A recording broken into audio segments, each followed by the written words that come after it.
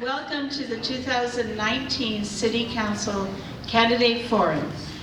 My name is Deb Sogi, the CEO of the Sammamish Chamber.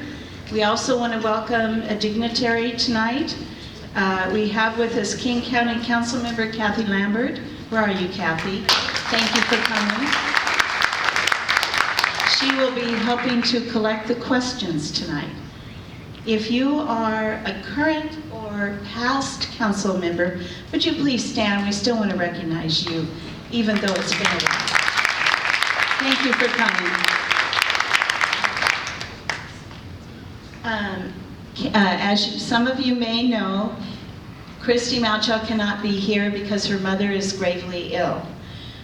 We also have Ken Gamblin, who never accepted coming, and Kent Treen, who changed his mind. So we will not have those candidates here, and I'm sorry that we don't have them all, but we will have the ones in front of you. We have Karen McKnight running on position 2, Karen Howe for position 4, and Rituja Indapure position 6. So you'll still hear a lot of information, and we'll be asking questions of them, and so will you if you submitted them over there in the box. Also, we have collected questions for the past few months from residents and businesses all over Sammamish, and we've worked hard on those questions, making sure they're fair, not attacking anyone, but just really good issue questions. So we've got a good city or chamber candidate forum, a group of people that did this, and I'd like them to stand. Julio Richburg, Vice President, was on the committee. Jennifer Sala was on the committee, board member 2. And we have Glennis Matula, our secretary. Thank you. And they were on the committee. We did not have Karen McKnight or our moderator, Alan Finkelstein, involved with the questions at all, or even the format of the candidate forum. So we wanted to make sure it's all fair and good. So with that, I'm going to introduce our moderator, and his name is Alan Finkelstein. He is the owner of Sammamish McDonald's and 5 other McDonald's in King County.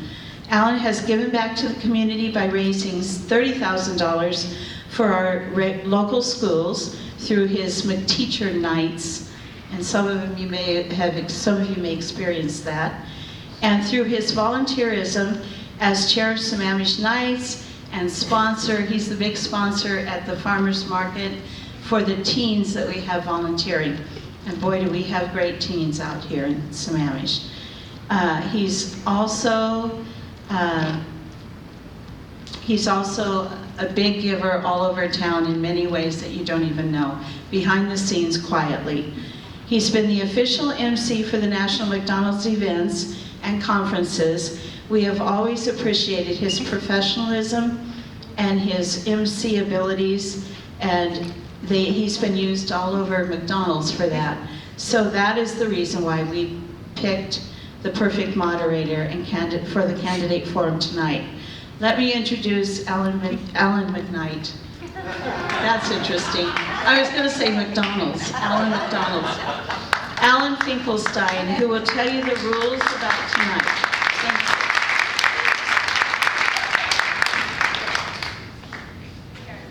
Thanks, Deb. And thank you all for coming tonight on this stormy evening. I walked in the door and I get a text from PSE that the power went out over at my house over on the Duthie Hill Road. So I'd be sitting in the dark if I wasn't here, excuse me. So thank you for all coming tonight. I'm going to explain to you the format and the rules. We're going to start with a 2.5-minute opening. Then we're going to have questions, and we have about 8 questions already, and then there are questions that you may have filled out as you came in. Then each candidate, after we're done with the questions, then we will have a 2-minute closing for each of the candidates. We will not be taking any questions from the floor, so if you haven't submitted a question and something burning comes up, please give it over to Glennis there by the door. And then we have one other, because Christy was not able to be here, Christy Malchow, Chris Ross Sammamish City Council member has an opening statement that he's going to read that she wrote. Prior to us coming up here, we had a drawing for the order. Okay, and it's very interesting that we had a drawing for the order of the opening and then a drawing for the order of who gets to answer the first question first. And the same order happened for both of them.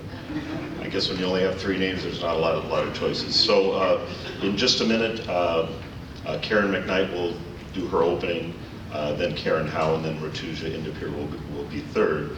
When we go through the questions, we'll have the same order to start, but when we go to question 2, then Karen Howe will go. So we're kind of going in a circle. So that way every candidate gets to get a question first. They'll also get a chance to give a question last. There will not be time for any debate going on up here. Just as we explained to the candidates, just answer the questions, we'll move on. Our goal is to have a lively conversation here, but we also have to be done by 9 o'clock because the staff here has to clean up and they've all got to be back in the morning. Okay, so with that, as Deb already introduced the candidates, I'm going to turn the microphone over to Karen McKnight for her opening. Karen. Thank you, Sammamish Chamber, for this event. I want everyone to know I was not involved in planning tonight's forum. I'm Karen McKnight, and I'm running for Sammamish City Council because I see the potential our city has to offer. We need leaders who are willing to listen. Sammamish has been my home for 39 years, and as a real estate broker, I have helped others make Sammamish their home too. We've seen the concerns of residents discounted too often. I promise to respect your voice and listen to our community's concerns. I am a consensus builder.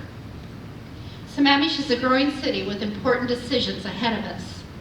We need leaders who will represent all of us and manage our growth in positive ways. I'm excited to bring my business experience, leadership in Sammamish Chamber of Commerce, president, and my years in the community to City Council. I pledge to make my best decisions to protect our way of life and our environment, our urban forest, open and rural spaces, water quality, and parks. The best way to do this is to direct much of our growth into the center of town so we can minimize our footprint, create more walkable spaces and bike trails.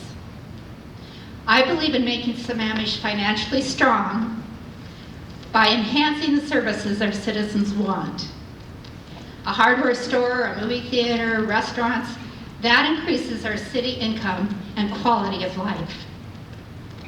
I will fight for more housing choices so our children, seniors, police, fire, teachers, and local workers can live here.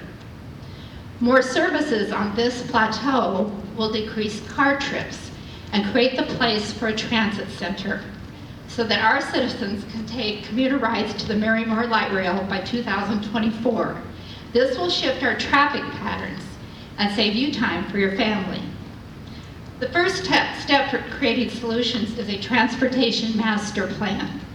We must know the big picture before making decisions on individual roads. We can help our small businesses and make Sammamish more affordable by working effectively with other regional leaders at the same time while easing our traffic congestion. My agenda will get us there.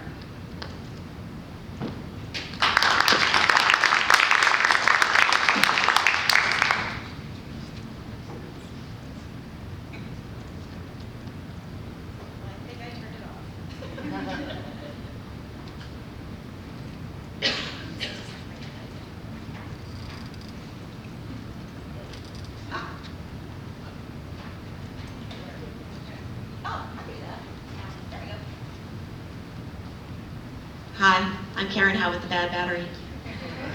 I'm running for position number 4. And just like you guys, I wear a lot of hats, right? So I'm a parent. I bet a lot of people in the room are parents, or wish they were, or wish they weren't. I'm a spouse. I have a spouse sitting right over there, and boy, is he happy to be here. Yeah, that's Phil. So he gets drug along to stuff like this. And let's see, what else am I? Well, I'm an environmentalist. So I'm actually president of Sammamish Friends, which is a 501c3, which is a conservation and sustainability group that's based here on the plateau. I'm also a business person. So I've been a CEO. I ran a company, a high-tech company, as a matter of fact, a search engine that I sold to AOL. I wasn't a founder, which is why I'm still working, so really hard. So when I left Microsoft, I went on to become a consultant. So I did that for a while, so I had a small business. So here on the plateau, I would have killed for a place where I could have gone to do video conferencing, but instead, I had to go to Tukwila, which is really far for that. But I would have happily stayed here if I could have walked someplace, done my video conferencing, maybe gone someplace else to, have a shared office service of some kind, see someone else at the coffee pot, except for just me and myself and my dogs. So it would have been awesome to have that. So I would look forward to that kind of an opportunity. And actually, that's the kind of person I am. I'm very positive. I see opportunity ahead of us. I see things that could be wonderful. I see this room in here and I think, the Boys and Girls Club, I wonder how busy it is all the time. I wonder if we could renegotiate the contract and make this the senior center as well. Pre-existing building, renegotiate a contract, and you kill two birds, one stone, with having people together in the same place. So to me, that's the kind of common sense policy and legislation that I would look forward to working on if you elect me as your council person. So I see someone here from the Parks Department and from the commission. One thing that I would do very differently is I would invest in the commissions. You're the farm team. You're the ones that are supposed to be standing up here, actually. We should be listening to you.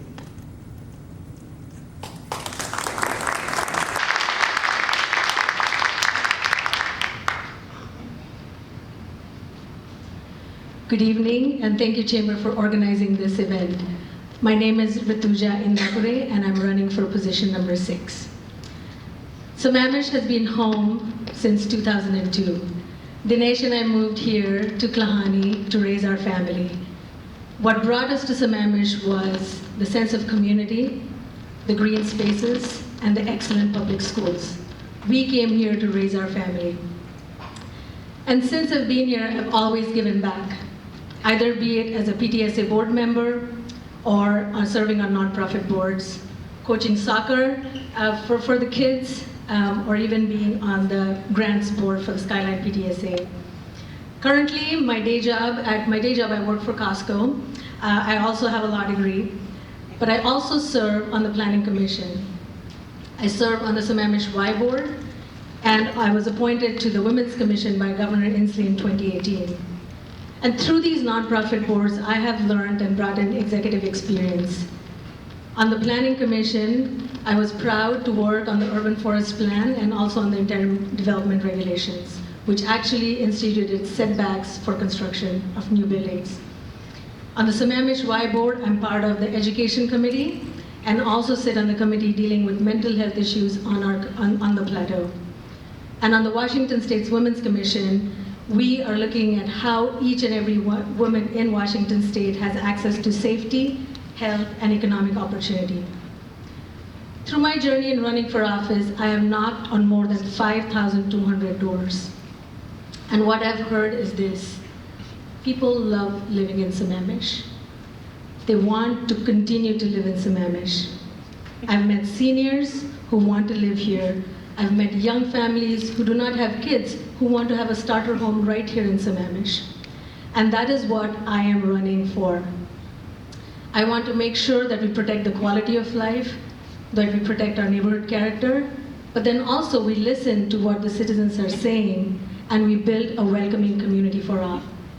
I am proud to have been endorsed by the King County Police Officers Guild, by Sierra Club, by Washington Conservation Voters, by the National Women's Political Caucus, and many of you sitting right here in this room.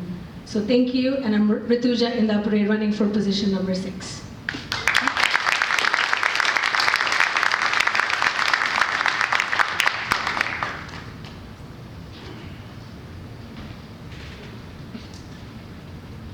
I, Christy Malchow, have equipped Chris Ross with a statement on my behalf in event a proxy is allowed here.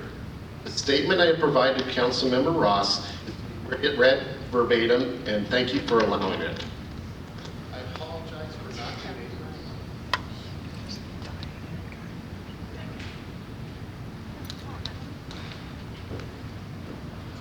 I apologize for not being able to present in person as I tend to the care of my mother, who is recently diagnosed with stage 4B cancer.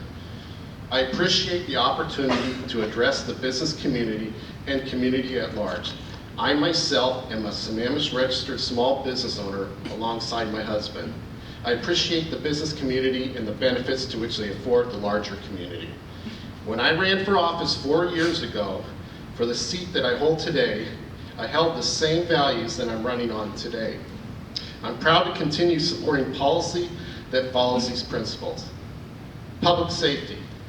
It is the #1 job of government, and it goes to every aspect of our residents' safety, from police and fire, to safe neighborhood and schools, to safe sidewalks, bike lanes, and roads to commute upon. Financial responsibility. It is our job to be mindfully execute the dollars which taxpayers fund the government. I will and have consistently voted to spend the tax dollars in the best manner possible for the things that matter most to our community. Trees and environment.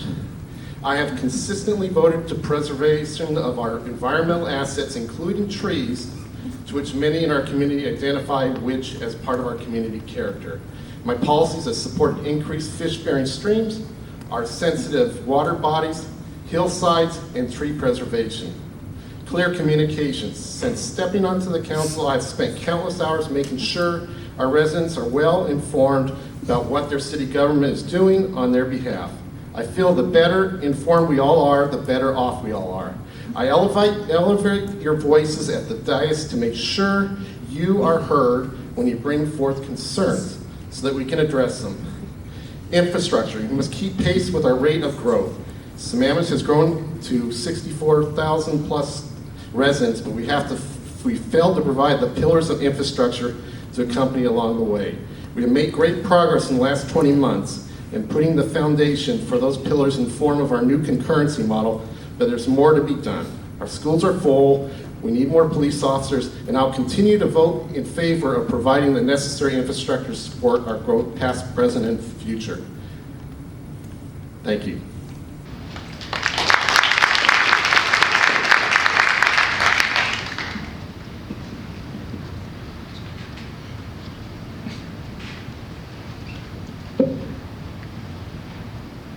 Okay, thank you very much, all four of you.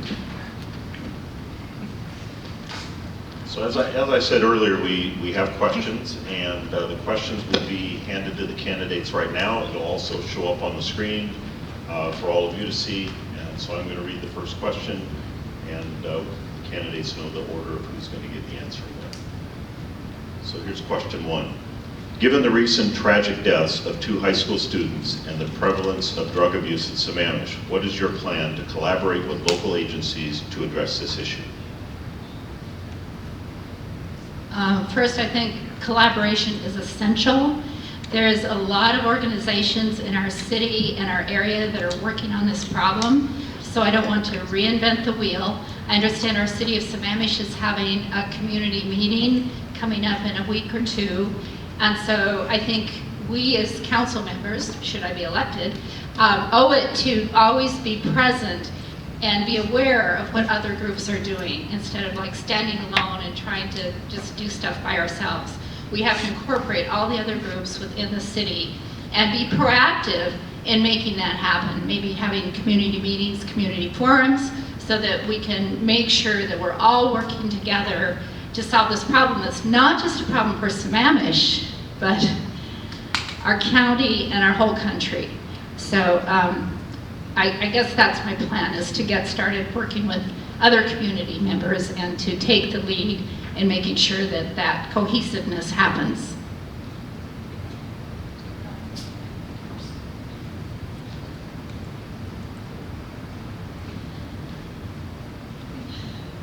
This is such a hard thing. as a parent, I know that this has just ripped out the guts of everybody here.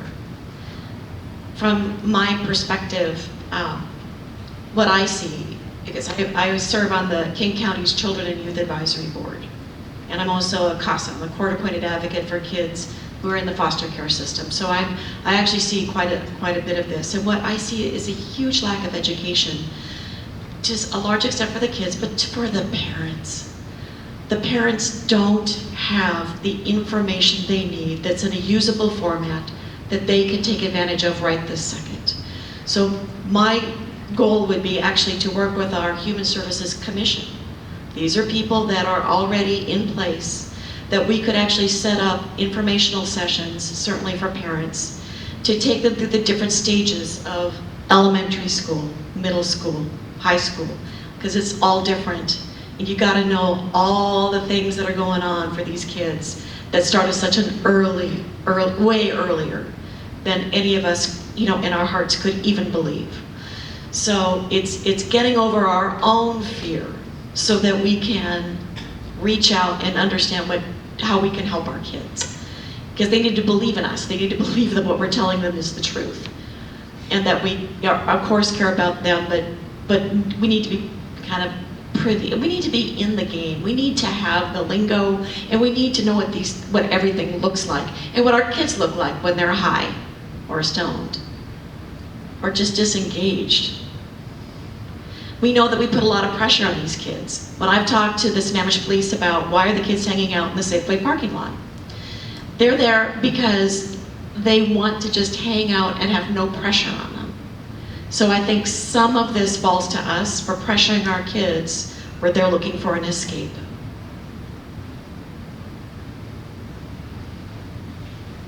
Thank you for this very important question. Just yesterday, I was at the memorial service for Lucas. So the fact that Lucas and my son were in the block class in 9th grade, and that also they saw each other on the bus when they went to Bellevue College. Just hearing this was extremely tragic. And knowing that, these kids are not with us anymore is extremely distressing as a parent. As soon as I heard this news, I thought about it a lot. And my first reaction was to say, how can we help solve this problem? How can we all get together and solve this problem? So I actually called on the King County Sheriff's Office, the city police, and other organizations to come together and create a task force where we can find the source of these drugs. Where are they coming from? How are they even in our community? And what can we do to stop it? The best thing that we can do today as parents is something that Luke's mom, Olga, said yesterday.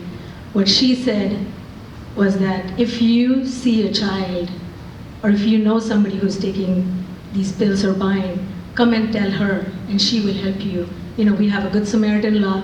Let's encourage kids to share what they're going through. So create a safe space for them is extremely important. Also making sure that we're empowering our teachers and our school principals, and we are getting together. So yesterday I was fortunate also to talk to Council Member Kathy Lambert, and we have already talked about finding resources on how she can help our community as well. Thank you. So here's question number 2, and Karen Howe will be the first one to have an opportunity to answer this question. How will you involve the business community in the decision-making process of our city?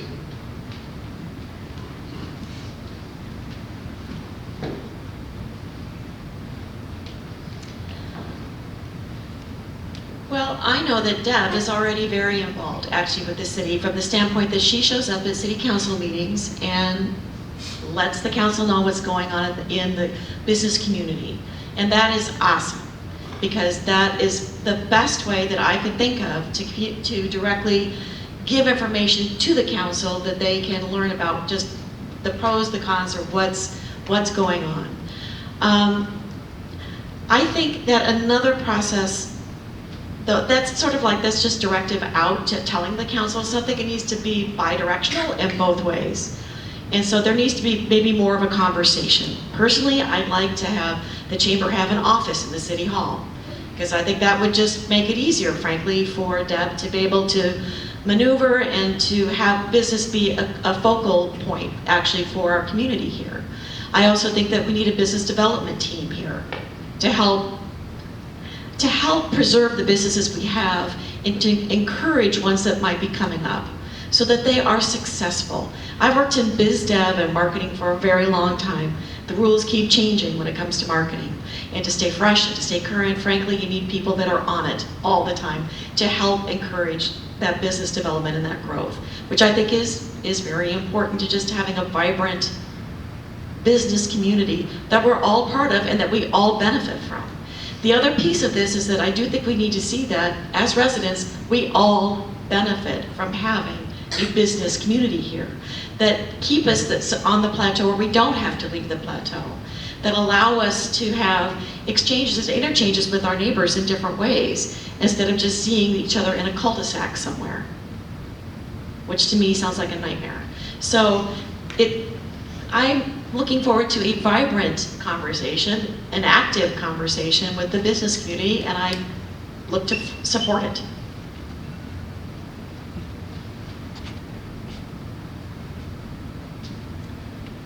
You know, today Sammamish has the retail businesses. You know, we have 3 business centers, but then we also have 3,000 to 4,000 home-owned business people right here in Sammamish.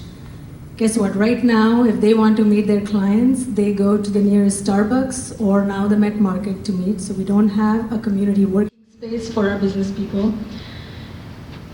And it's really important that we have a vibrant economy right here in Sammamish because we have a fantastic population with entrepreneurial spirit right here in Sammamish, which can lead to innovation and be an example for other cities as well.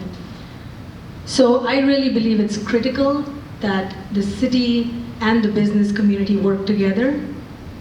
You know, in 2017, the city had a grant and we had put together an economic strategy plan together. And that had some excellent strategies on how we can actually execute it. And one thing was just starting off with saying, what kind of businesses do people here in Sammamish want? I know everybody talks about the Ace Hardware, right? But somebody might want to buy socks, which are, you know, trendy or something like that. So how do we know what kind of businesses do we want? We need to engage with our business community.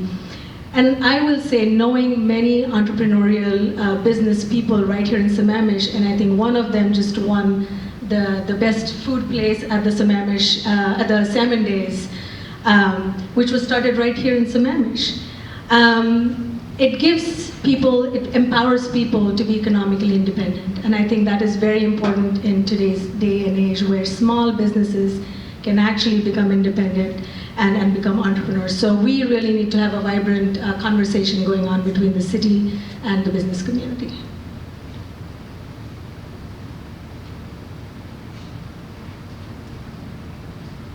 First, I think it's crucial that we understand that businesses are our economic engine.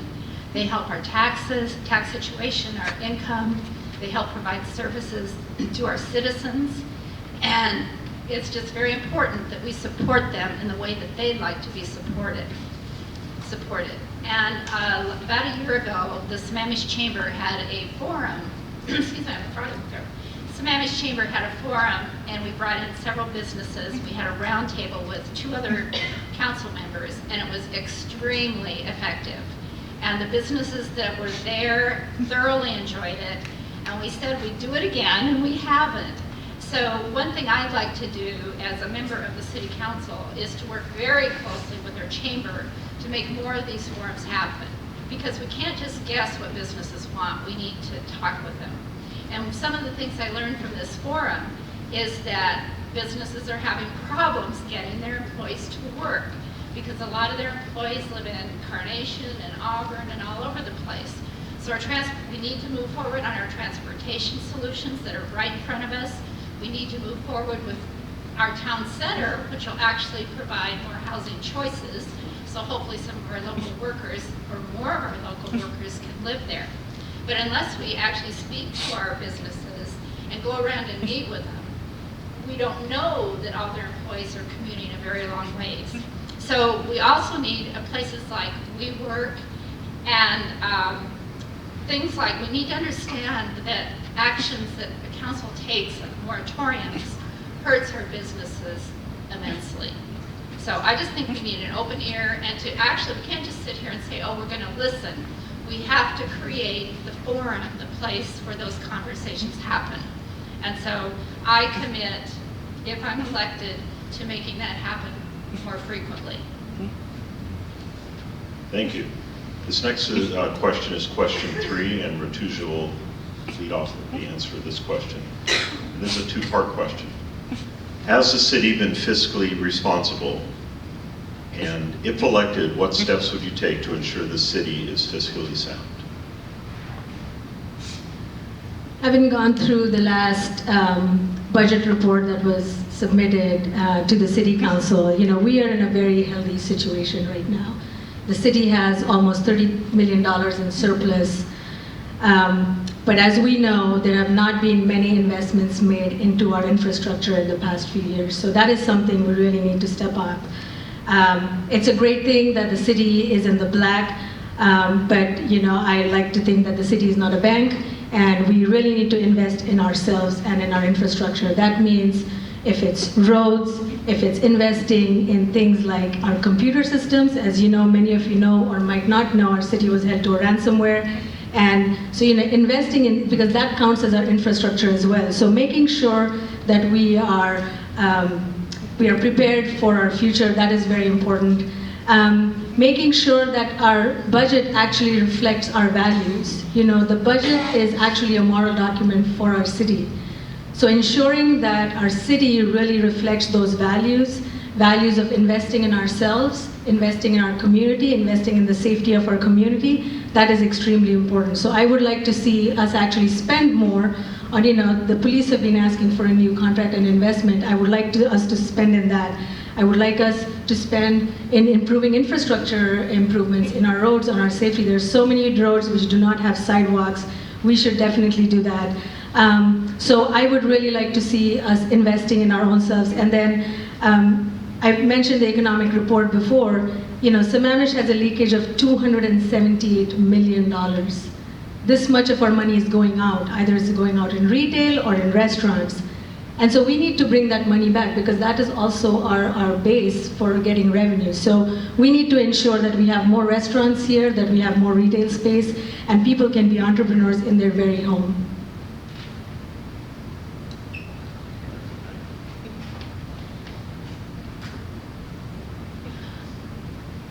I know we have a surplus, but if we fix our infrastructure, that's going to be gone. So this whole idea of fix our infrastructure first is not financially feasible.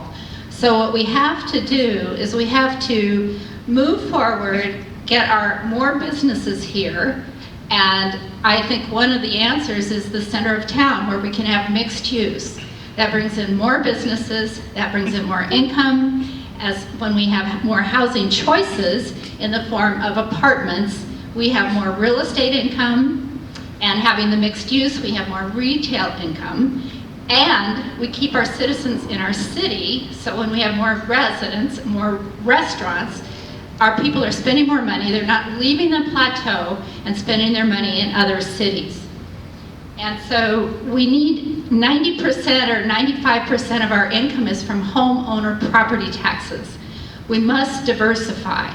And so the way we diversify is we take advantage of the beautiful 260 acres we have sitting almost pristine to have our mixed use, to have our apartment buildings, to keep our citizens here, have our local workers here so they spend more money, have our citizens stay here and go to the restaurants and buy their hardware so they spend more money, and that increases our sales taxes.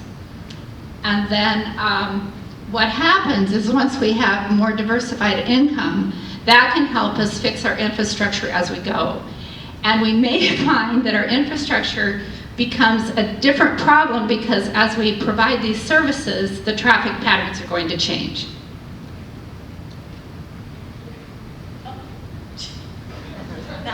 Okay, one of you, there we go. It's all great. So I do think the city has been fiscally responsible. They've done a great job with interlocal agreements with police and fire and have saved the city money. I think residents have forgotten that they actually paid more under King County than they did as part of Sammamish. And so there's a complacency, if you will, that, gee, there's all of our tax dollars, oh my gosh, it's so expensive. Well, yeah, there's a lot of tax dollars, but the city actually gets a very small percentage of those tax dollars. We get closer to 20%. And if people looked at their tax bill, they'd have to actually look at the math and see that a bigger chunk goes to schools, for example, and to King County, and that a sliver goes to the city. So the city's been efficient with the funds that they've had available to them. Now, we also have the equivalent of a AAA rating. That allows us to borrow. So if we need to do a bond to do some of the infrastructure improvements, we actually could. So residents complain about traffic. Well, do you hate it enough to help pay for it? Is it that much of a priority? If it is, then we should have a very serious conversation about this. Do we get a bond? Do we start moving on the transportation master plan, which we should anyway? But are there aspects of it to it that we put into play now and get a bond going so that we start to pay for it? So that we are able to catch up with this infrastructure shortfall, which isn't just us, it is King County, it is the state, and it is, you know, Redmond and Issaquah and all the rest of it, because it's a regional problem, and we know it. But there are things that we could do now that would make a difference. In some cases, it could be as simple as putting in a sidewalk so kids could walk to school. Now that's a cheap solution, comparatively speaking, to a big problem. So I look at the transportation plan as something that we just tear apart and cherry pick the ones we can do quick, fast, get it done now.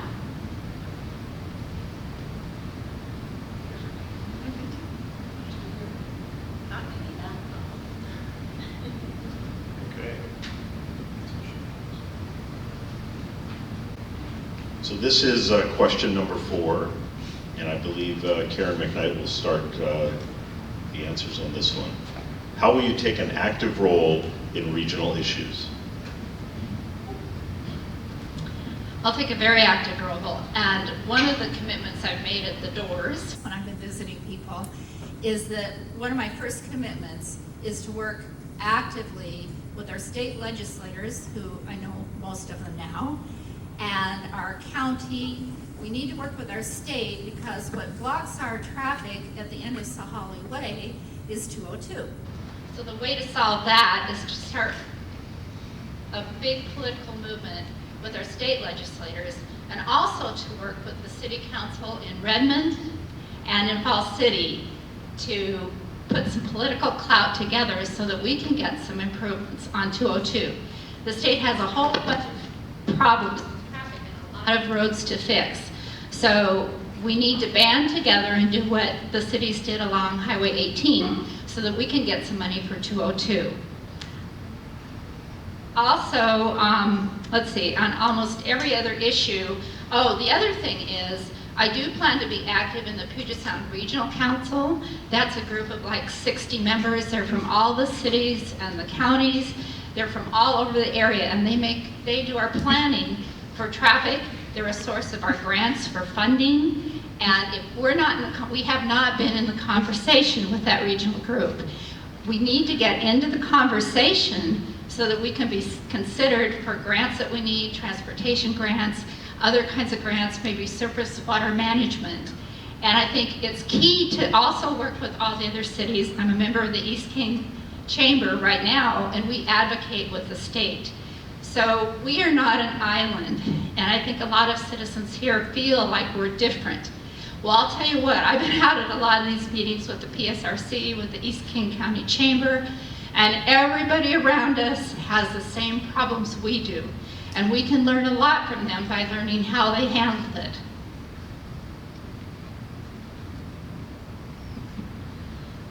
One thing I learned from my business background is that you kind of have to be in the hallway to hear the conversation, because a lot of decisions are made in the hallway and not necessarily at the meeting table. And so being an active participant in that conversation, where you're a bit of the fly on the wall and then you buzz off the wall and you dive into the conversation. And so to Karen's point, yeah, it's attending a lot of meetings, and it's just being there with people and getting to know them and understanding what's going on for them. Because as you relate to them, they'll relate to you. Because I construct win-win scenarios. I don't do a lose-lose deal or a win-lose deal. I do win-win, which means that I understand what you need. What can I give you that will help you with your fight? What can you give me that will help me with mine? And that works across the board, whether that's at the state level, the federal level, or King County, or even just within our community. So understanding what the drivers are for decision making, being present when the decisions are in the process of being constructed, and then being part of that process as it's being voted on is critical, which means you gotta pay attention. You just gotta be involved, and you've gotta stay engaged and network. Again, to Karen's point, knowing these people is extraordinarily valuable. It's how you get invited to be a participant at the table to begin with. So I've already taken an active role in regional issues from the standpoint that I've just been recently appointed to a state position for the Special Drug Alliance, which is actually a foundation that's put together by the state to help people with their very expensive prescription medications. So I'm working at the state level, the King County level, and at the municipal level.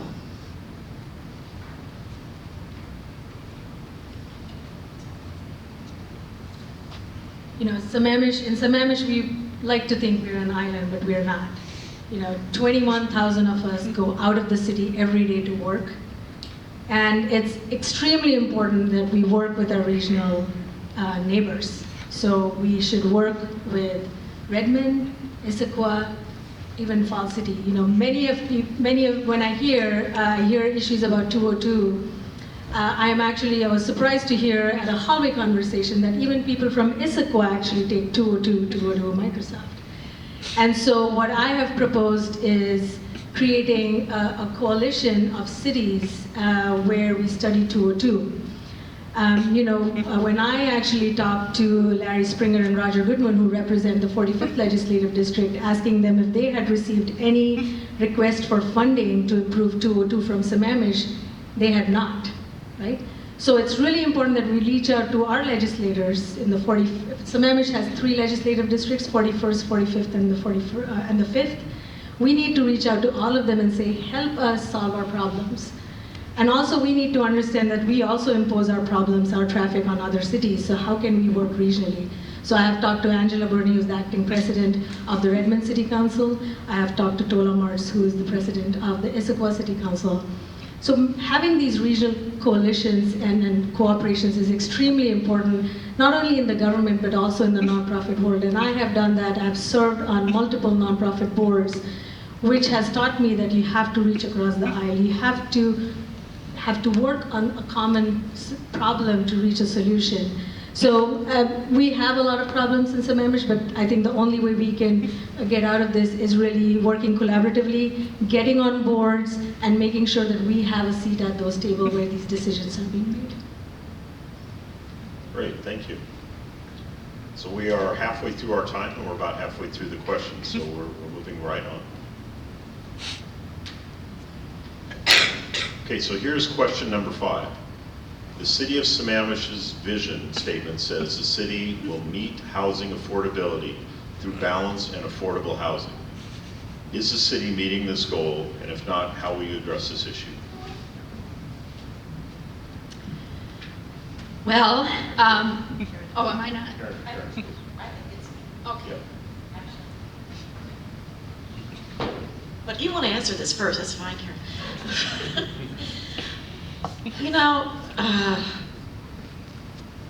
Meets housing affordability through balanced and affordable housing. So we have set a goal within Sammamish that we would try to hit like a 14% affordable housing. And of course, affordable it's a tricky definition, right? It's median income. Are we meeting the goal? Scraping by. We have a partnership with Arch. And we've done a fantastic job, I think, with the Habitat for Humanity, which is different than affordable housing, right? And I think it's actually a lighthouse for us. We should be paying very close attention to how that was built and constructed. So to my way of thinking, what the city should be doing, and doing this very seriously, buying a piece of land and giving it to a developer that only works on affordable housing along the lines of like the Habitat for Humanity. If you suck the price out of the land, now they can develop individual housing units for our teachers, for the firefighters, for workforce housing. You know, you have a McDonald's here. I don't think your employees can live here easily, right?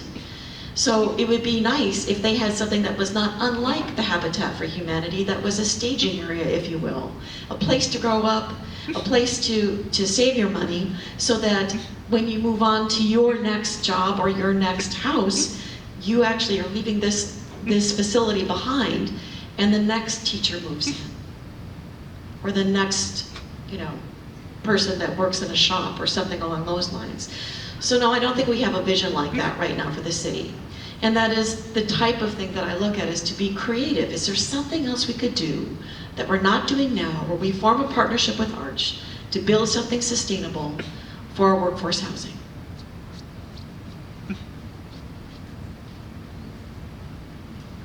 So if you read the Seattle Times today, you would have seen an article which said Sammamish has the highest median income in the country, not just in Washington State, the country.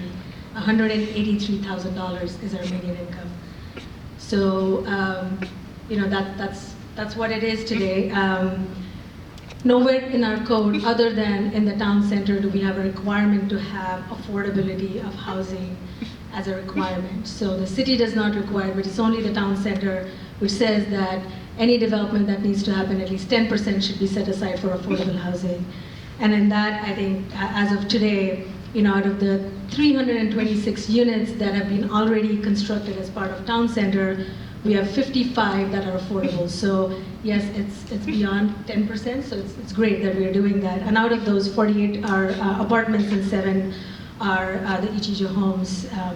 Plus, you know, we have Section 8 housing in Klahani, which has 51 units, and then the 10 Habitat for Humanity homes that was graciously, the land was donated by the city.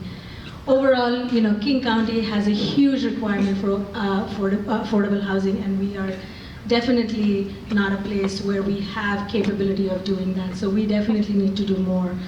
You know, just last Saturday when I was knocking on the door, I met this woman who lived in a condo, and she said, you know, a person like me can never ever think about living in Sammamish. She actually, her parents had a company which cleaned other people's homes, so she was a housekeeper. And today she lives in Sammamish because she bought her house 30 years ago. But I have talked to hundreds of seniors who came here 30, 20, even 10 years ago who cannot afford to live here. So we need to have diversity in housing. Today, 90% of our housing is just single-family homes, and 10% is multifamily. We need to have diversity of homes to have the affordability in our community.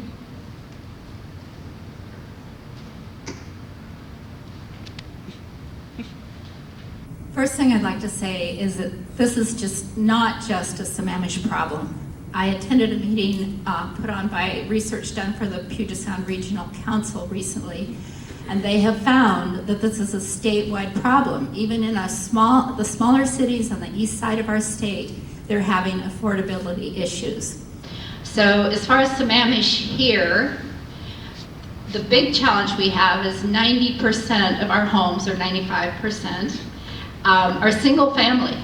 So we've got to have more mixed type of housing. And the one place that we have set aside that can provide a lot more of that happens to be the town center. And that will give us more small units, which by definition makes them more, the affordable isn't the right word, but makes it possible for more people to live in them and pay the rent. As far as affordable housing, I would love to tap into and make forward action, be very proactive about tapping into the program that Microsoft has for the East Side to invest $500 million to help make us have more affordable housing.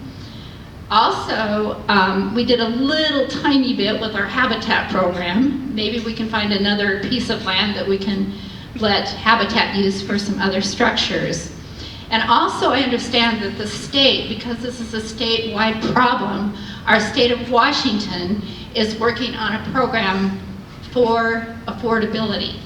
We in the state, because our median incomes are so high, do not qualify for most of the affordable financing programs. So we just don't fit. So we need a state program, and this is again another reason to be in contact with our state legislators and help push that through so that we can have a program that's for our state. Great, thank you. So here's question number 6, and Rituja will lead off on question 6. How do you go about building consensus? Why is or isn't this important to you?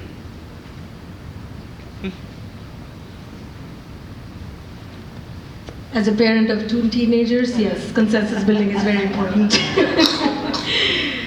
I really believe it's, people who step up for public service especially come with a goal of serving the people, and we might come at it with different angles, but it's really important to understand what are the problems that we are trying to solve. And yes, building consensus is actually important, and also looking long-term is very important to me. And I actually have experience doing this. I currently lead a team of 26 people in Costco. Some are based here, some are based offshore. And we have to work together with different cultures coming along, with different methodologies that we use in our work. We have to come together and deliver a goal. Also, I think it's, through my work in the nonprofit arena, everybody is a volunteer. People are actually donating their time to, so you can't force those people to do certain things. But when you have a common mission in mind, and I was really happy to see that the Chamber actually printed off the vision for Sammamish on the sheet that we had here on the page. I think everybody agrees that we want Sammamish to be a vibrant, a welcoming, and a very welcoming community. So I think we can build consensus around that, and also understand that there are some conversations that will be difficult, and how do we make sure that we go ahead with that. I have a lot of experience actually doing workshopping. I think one of the things that we need to do as a council is to have a retreat, which it did not happen this year, and come to certain goals. When you have certain goals in mind, then you can at least work towards them. So ensuring that we have goals in mind, that we have a pathway in attaining those goals and building consensus is very important.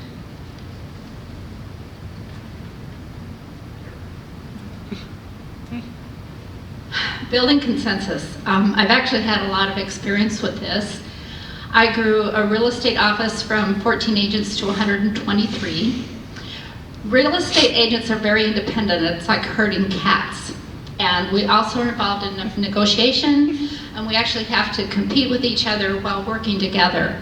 So one of the things we used is if 2 agents were in conflict, we would use what's called carefrontation. And we would put them in the same room together, and each one would talk until they were finished talking. And by the time the 2 agents left the room, usually they came out of an agreement. Based on what I've seen in the current city council, I think something like that might even be helpful.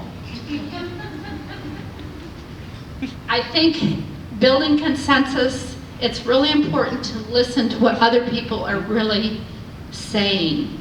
I see so many times, and I'm going to refer to our council meetings, it's like people are talking past each other. They're not having a conversation, they're just making their point, the other person makes their point, and when the majority gets to 4 votes, they just drive it forward. And this has created incredible dysfunction in our city and in our chamber. So I commit to you that I will always work to find consensus. And the way you find consensus is you look for the common ground. I've spent over 36 years negotiating real estate contracts. And the way you negotiate a contract is you have to find the places where people agree. And sometimes it can get just really challenging, but you keep looking for that place of agreement. It's where you can move forward. So that's what I would see in a lot of our decision making on the city council. And I think it's crucial that we have a cohesive vision. And so I actually definitely want to see a retreat, a setting of goals, so that we have a common vision for our council next year.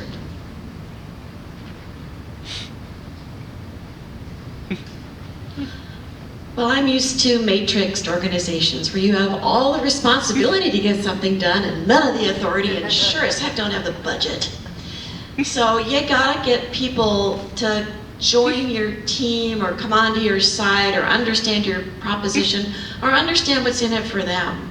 And that's what I got good at, actually, was encouraging people to see there's a bright, shiny thing. We can get there together, and here's what's in it for you. This is how you're going to win out of this. This is what we're all going to get out of this. So part of it is painting that picture of what the end goal is. Once people have an idea of the outcome, this is the shiny, wonderful thing. This is the future. It's how we get there. And that's where we're going to have our disagreements, right? It's the how we're going to get there. But that's what we work through. By finding that common ground. Do you have a dog? I have a dog. Do you like your dog? I like my dog too. I can be your friend now. Okay, so that's enough actually for a foundation. You can start there and you build and you work your way up. Also, having a sense of humor can be very important and strategic. It can also just help you get through stuff so that you don't take things personally. Because people do get exercised, they do get emotional. But I actually don't so much. I am happy to just listen and just see if we can work through to what the real problem is or what the real concern is. Because what I found is that people need to get something off their chest, maybe 2 or 3 times. By about the 4th iteration of that, we've now gone to the heart of the matter. What is the true concern? What are you afraid of? What is the bad thing that you think is going to happen? And how do we address it and work through it? And that's it. Okay, I'm going to call a little audible here, because I've got the microphone. And we've got about 20 minutes left, and I want to take a couple of questions that we had from the audience, but I'm going to ask the candidates if we could limit the responses to 1 minute. Okay. So the first question, and I believe Karen McKnight is in the batter's circle here. What are your thoughts about Sammamish topping the census list of the richest U.S. cities? Is this a good or a bad thing?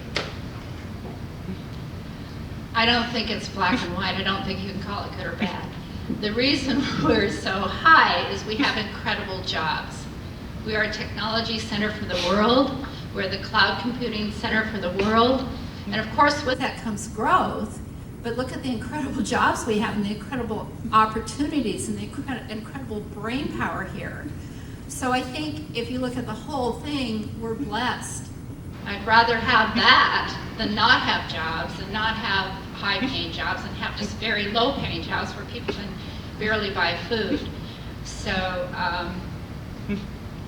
I think overall it's good, and of course it brings its challenges, but I'd certainly rather have this problem than the opposite problem.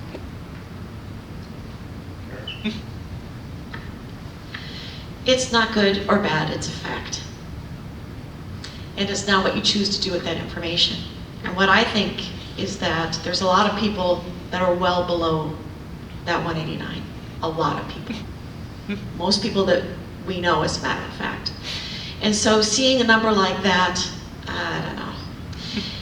It actually just kind of sets you up a little bit. So I was not super excited to see that number, personally.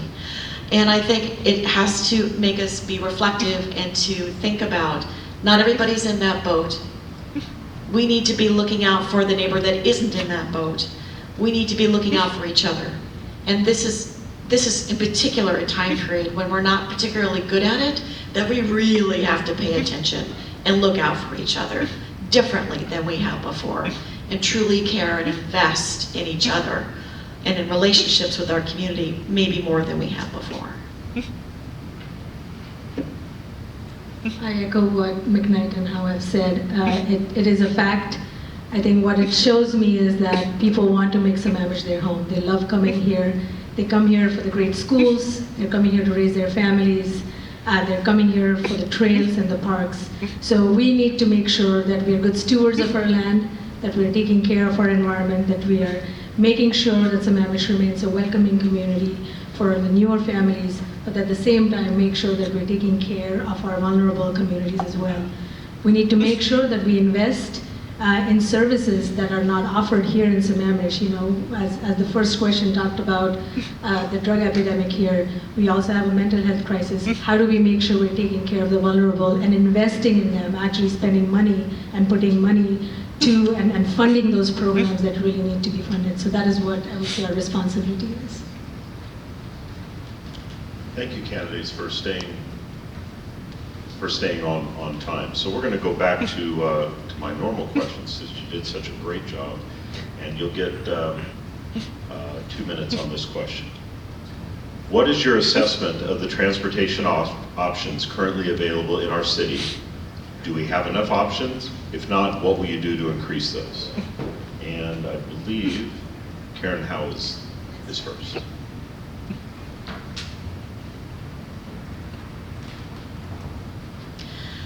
Well, in my assessment, we need more options. And so in my assessment, I think we need more transit and more transit options, which means that we need to plan for the future and plan for more transit. Now, I know that there are some people that love their cars. They love them like a family member, perhaps even more. And they're never gonna migrate out of that car. That's okay. I don't need every person to do it. I just need some people to do it. So we can change behavior over time, because look what's happened to Seattle. If you live someplace else and commute into Seattle to go to your job, you're taking the bus. And that's a shift. That's a titanic shift to public transportation. And at some point, we are going to have autonomous vehicles. We really are, because I used to frankly work in the industry, and I've seen a lot of the research that's going into this, and we're getting closer than you might suspect. And so planning for that now is a good idea. So pull-out lanes for transit makes sense. Having alternate transit in terms of working with that last mile problem, whether it's a partnership with an Uber or a Lyft to help get people from their home to the park and ride so they can pick up the bus, that's ideal. That would be something that could work for people, again, to help them get out of their cars. You can change, as I say, people's behavior over time. If they have enough of an incentive. There's a parking lot in Seattle that they charged by the month, and it was full. But when they charged by the day, it wasn't. They had to make a decision every day to pay to park. And that changed behavior in a month. So it absolutely can be done. And it was actually the Gates Foundation building downtown that did that. You know, Sammamish, as many of you know, is a very young city. It's been a city for 20 years. And one of the biggest challenges, especially when it comes to moving people around the city and creating transportation options, is how do you get roads to be connected which span 3 zip codes, right? So that is definitely a challenge. You know, I would like to have more options here in Sammamish. Our son attends, like I said, he does Running Start. He goes to Skyline. I drop him off at Skyline in the morning. He has to take 2 buses and ride his bicycle to get to Bellevue College every single day. You know, I'm very proud of him for doing that, but at the same time I worry because our roads are not safe. He was hit by a car one day near QFC Pine Lake. He's okay. The woman stopped and apologized. She made sure he was okay as well. So safety is another big issue. You know, we want our kids to ride our bikes, but are our roads safe enough? When I was canvassing just north of here on 228, I had so many parents, and especially actually the ones who immigrated from different countries, say, you know, where we come from, we have great transit options. Our kids can ride their bikes. And this one family wanted their kids to come down at Safeway or go to the Y, and they just didn't feel safe. So we need to improve our safety for our roads. That is very important. Mercer Island did the public-private partnership to solve the last mile problem. what they found out was that people didn't use transit because they would go to the transit center and the lots would be full, which I believe happens to many of us when we go to the Issaquah Highlands Park and Ride as well. So how do we make sure that we partner with public-private partnership organizations to solve that last mile problem? And the third thing is, many of us go out of the city to work. Like I said, 21,000 people go out. How can we work with our employers, be it Microsoft, Amazon? How do we work with them to increase the commuter program that they have? I think our current traffic options are weak. And I think our current city council majority has wasted 2 years, over $1 million, counting cars. What we should have done is start with a traffic master plan, transportation master plan. The reason we should have started there, in the council in 2017, my opponent wanted to start with that, and for some reason in 2018, she decided we should do a traffic concurrency, which is counting the cars. That's like if you do a business plan, you set your goal and your vision, and then you do your tactics. So counting cars is a tactic. So we need to take a deep breath, back up, let the staff move forward on the transportation master plan, because the transportation master plan looks at the region, looks at the highways, looks at the light rail that's coming in 2024. We need to look at all the roads, how they fit together, and what the region is doing. Then once we have a clear picture of that, because once that light rail comes into Marymore, our traffic patterns are going to change. And we have the opportunity to do something creative. Microsoft is ready to work with us, Google's ready to work with us, King County Metro is ready to work with us, and our current city council has not reached out. So we need to have the big plan, we need to get the staff moving forward on that again. They've been stalled for 2 years, and now it's not coming up until this coming spring. So we need the big plan, and then we need to start looking road by road so we can widen some lanes, but we need to focus on multimodal transit so that we have places where people can walk, we have trails, we have bike lanes, because we only need to take a small percentage of people using those options to help clear our roads. And if we do this, if we look at the whole picture holistically, we may find that we don't need to spend all these millions of dollars adding lane miles, which is the most costly thing we can do. Okay, we're going to go back to another speed question. So I've got 3 left and we've got about 10 minutes. So this question is going to go to Rituja, is the first one. So if elected, excuse me, how will you work to ensure that all council voices are included and heard in council discussions? I think I would really start off with that retreat first, making sure that we actually get to know each other. I think right now it feels like everybody's on a different plane. I think if anybody does watch TV 21, you should actually watch our planning commission meetings. We have difference of opinion, we have varied opinions, but we are very respectful of each other. We listen to each other, and then we sometimes don't come to a consensus, and that's okay, but we still end up talking to each other and we're very respectful. So ensuring that actually we get to know each other is a big thing for me. So having that retreat and making sure that we get to know each other, talking about, so like Karen was mentioning, your my dog kind of thing. I think we need to break down those formal barriers and get to know each other a little bit more. Karen? I think that actually if you just change 1 or 2 people, it changes the whole dynamic of any group. And I personally have no personal agenda in getting onto the city council. I just simply want to make our city the very best it can be.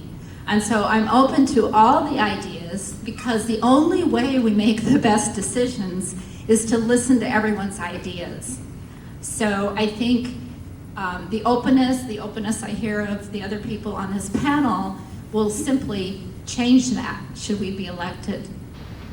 And I will certainly work proactively to make sure that the members of our council have the opportunity to speak. We need to hear everyone's voice before we come to a vote, even before we move to a motion. That we have a motion, then we have lively discussion, because the best way to make a decision is to have a high conflict of ideas in a respectful way.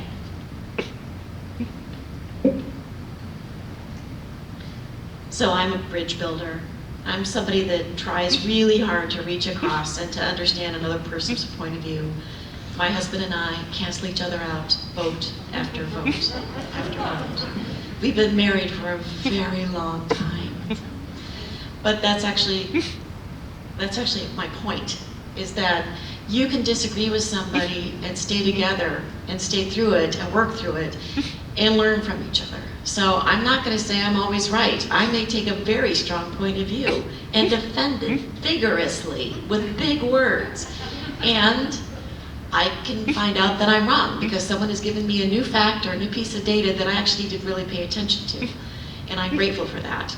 And I'm fine with saying, you know, I'm backing down off of this one. I was not in the right place.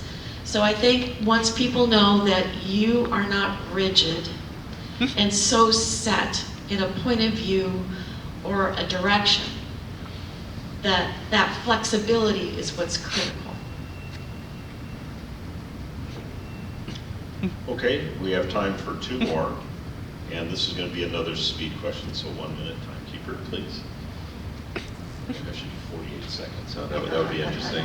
No. So, and I believe Karen McKnight is the first one on this one. So how can we raise money for the city besides impact fees? There's lots of ways. And our impact fees, by the way, are going to decline dramatically because we've got 300 houses under construction. So if we do truly stop construction, we don't have those.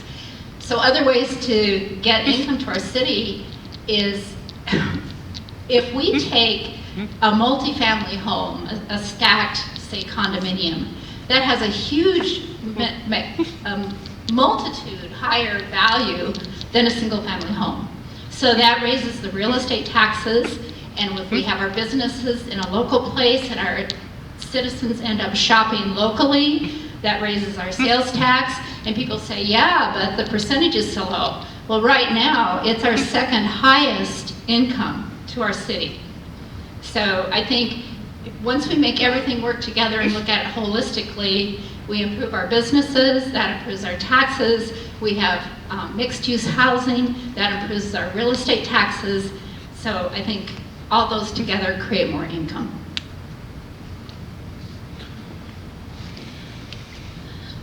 I do believe that if we could claw back $40 million in sales tax from what leaves the plateau, that would go a long way towards kind of offsetting our coffers to a certain extent.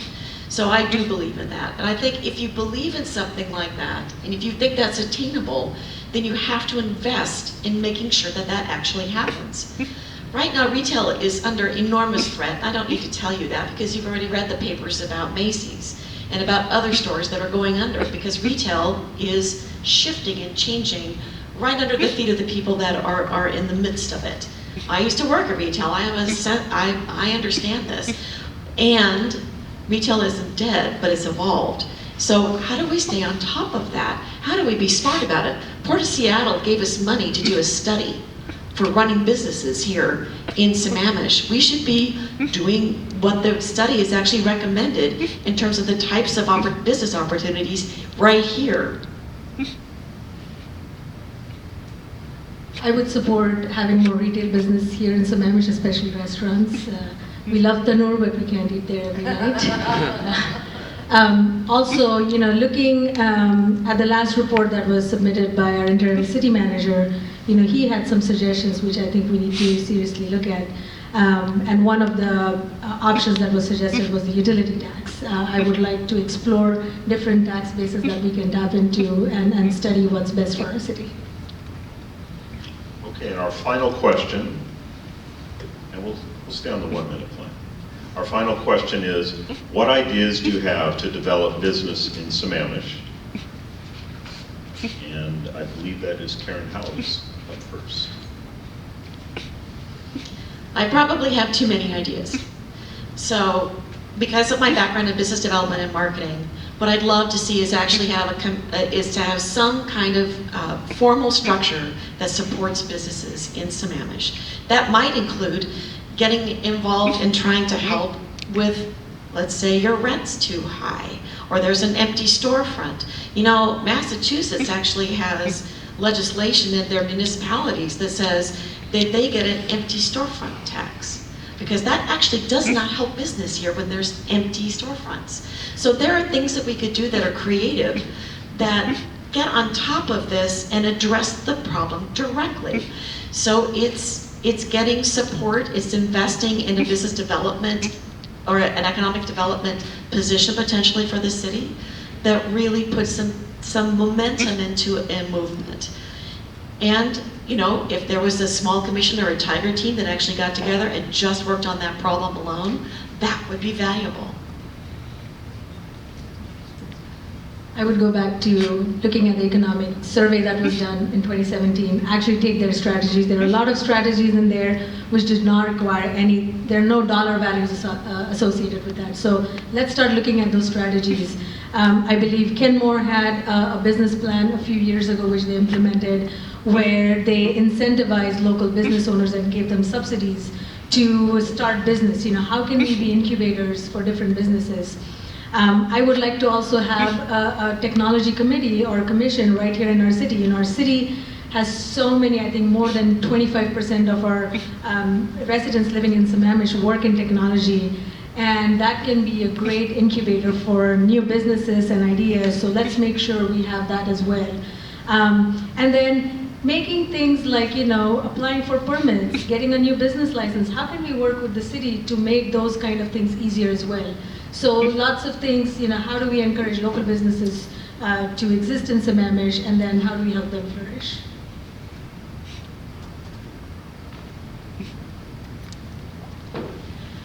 I think a good start, and it's something the Chamber's been working on, is an economic development plan for our city.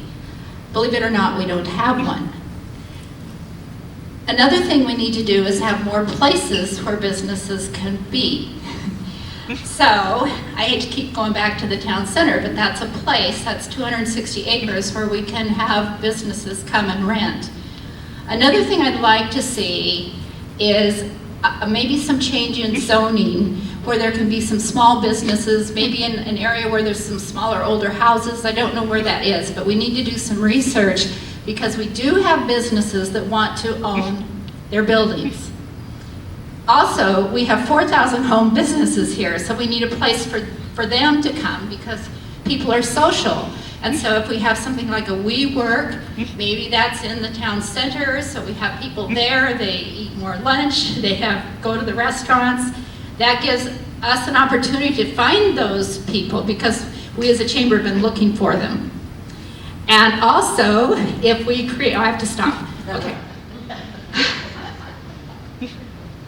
Thank you very much. And so now we're going to go into the closing, and we had like I said earlier, we had a drawing. And Karen McKnight is going to go first. It's a 2-minute closing. So, you're up. First off, I'd like to thank you for this enlightening forum. And I want to leave you with these thoughts. I have proven experience in leadership, consensus building, and team building. I feel our city's council needs my skills to get more done for our citizens and to make our meetings a better representation of our city. I have no personal agenda. I just want to serve this city that I've made my home for 39 years. I see its potential, and I've been very disappointed the last few years at the lack of progress and all the infighting. The council majority doesn't have a vision for our city, and I believe we need a cohesive vision, and we can start working on this at a retreat in January for our new council. And the reason a vision is so important is because if you don't know where you're going, you're just never going to get there. You're just floundering. We have a crisis in our city staffing, and we have lost many valuable employees who have left for nearby cities because of the environment. My goal is to move our city forward, create consensus among the council members, and make our staff a respected team member to build our collective lifestyle for our city. The staff members are so crucial. They're the experts in traffic and water surface management, and we just need to make them part of our team. Council members just come and go, so they just need to be a respected team member. So I'm Karen McKnight. I approve this message, and I'd appreciate your vote.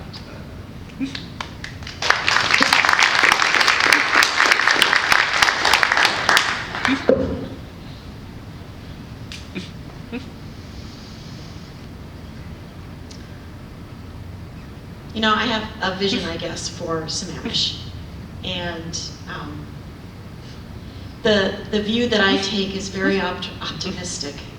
What I see is a regional stormwater solution that's actually like a park, with a boardwalk that people want to go down to and actually take a picnic lunch to, that it becomes a public asset because it's achievable and it's doable, and I've seen it up at Northgate. It's gorgeous, actually, and it works really, really well. It functions. So that's the type of thing that I see in our future. We have a 48 tree preservation right now. We could be 60. We could totally do that. Between private property owners, ourselves, and the over 650 acres of parks we have. We could do more there.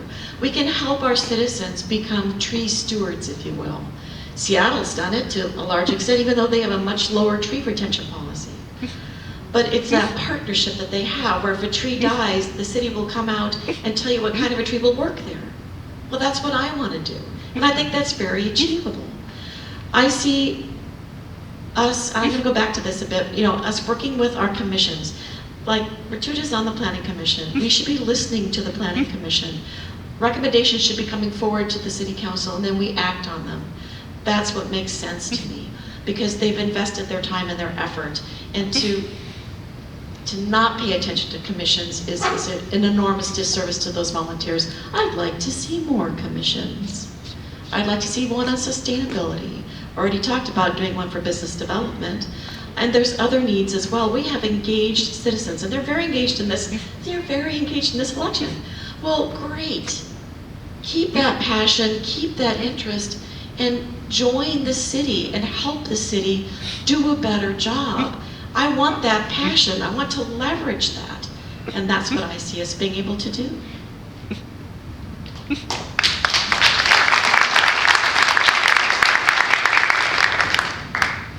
Thank you all for being here and spending your evening with us. If you can indulge me a little bit more, imagine Sammamish 10 years from now. Our wetlands are restored. We have more open spaces. Our tree canopy has grown to more than 50% through the urban forest plan. The kokanee outnumber the people here on the plateau. Our congestion has been reduced to a manageable level because we've worked regionally. More people work from home, and plus we have a more senior population. We have a senior center, we have more shops, we have pathways, and we have green spaces. This is my vision for Sammamish, and I know we can make it happen. I have a legal background and deep roots in the community. I reach across the aisle, and I know you have to work on many issues in order to be on the council. You have to work on policy, you have to get trust, you have to get results, and you have to bring people together and listen. I have knocked on more than 5,200 doors right here in Sammamish. In fact, just today, my husband Dinesh was serving on jury duty, and he met somebody there, and I had knocked on her door just this weekend. I promise to you that I will bring in all my passion for community service to this position. I have been endorsed, like I said, by many of you right in this room, by Sierra Club, by Washington Conservation Voters, by King County Police Officers Guild, and also by Dr. Kim Schreier. I'm running for position number 6, and I look forward to earning your vote.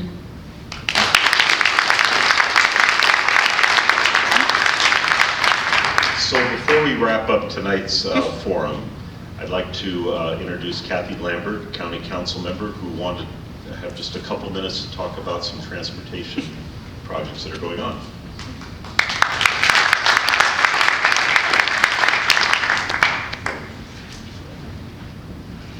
Well, thank you all for being here tonight. Being informed citizens is super important, and taking a night out to do that is great.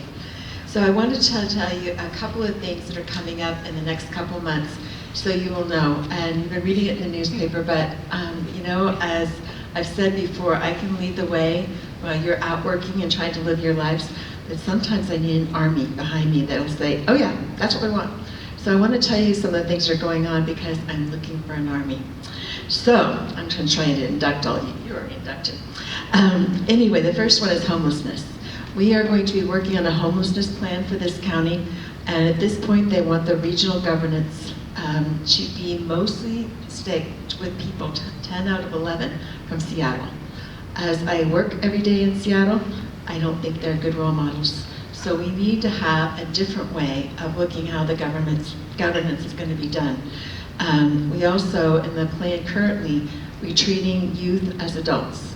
Youth are not adults. They're not little widgets. They are youth, and they needed to be treated differently. And there's some outcomes that are not very good right now because of the way that's happening. So I'm going to need support that youth need to be treated differently. The second thing I need you to know is that we have a crisis. And that crisis is we do not have enough money for roads in the unincorporated area. Why? Because only 234,000 people pay into the Rural Roads Fund. 2.2 million people live in this county, and only 234,000 pay into that. When the Growth Management Act was passed, by agreement, the businesses were moved out of the unincorporated area. But the second half of that agreement was that there would be a transfer of funds back to that so that the taxes would be evened out. And that has never happened in 30 years. And I tell people that I wish that they had put stock tips in their report 30 years ago about what would happen. I would be a zillionaire by now because they are really accurate on what they said would happen if those roads were not properly financed. We have 181 bridges. And in Fall City, one of the bridges, and I can show you some pictures if you're interested, you've seen it, you're right here seeing the bridge. It has a hole probably the size of these two tables. You probably don't want to be riding on that road. It's closed, by the way, don't worry. But we are expecting 35 bridges closed by the year 2040. We have to get the state formula changed. And so I'm going to need some help with that. The last topic I wanted to say is that we have a landfill. So exciting, the topics I get to talk about. Landfill, sewage, crazy wildlife. But one of our topics is solid waste. And our landfill will be closing in the year 2028 as currently configured. And if we have a lovely $200 million, we can dig another hole, and that will take us out to 2040. I would like to not be digging that second hole for $200 million that would last 7 years and putting that money towards some better technology. And some of you have heard me talking about this for a long time. The report on what we should be doing next, it's coming out tomorrow. I've been waiting for this for 12 years. I can hardly wait to get to read it. So guess where I'll be tomorrow night? Do not call. I'll be eating popcorn and reading a report. So anyway, those are 3 things that I'm going to need people to step up and help with. Roads, homelessness, and our solid waste plan for the future. If you are not on my broadcast, please get on my broadcast. Just send me an email with your name, address, and phone number, and I'll put it on. I'd like to close with what Rituja said about yesterday. At that funeral, one of the commentators that was speaking, I think he was the best friend of the boy who died, and he said, our legacy is not engraved in stone, but it is woven in the hearts of others. So as we become a community, let's make sure that we're every day weaving into the hearts of the people around us. Thank you.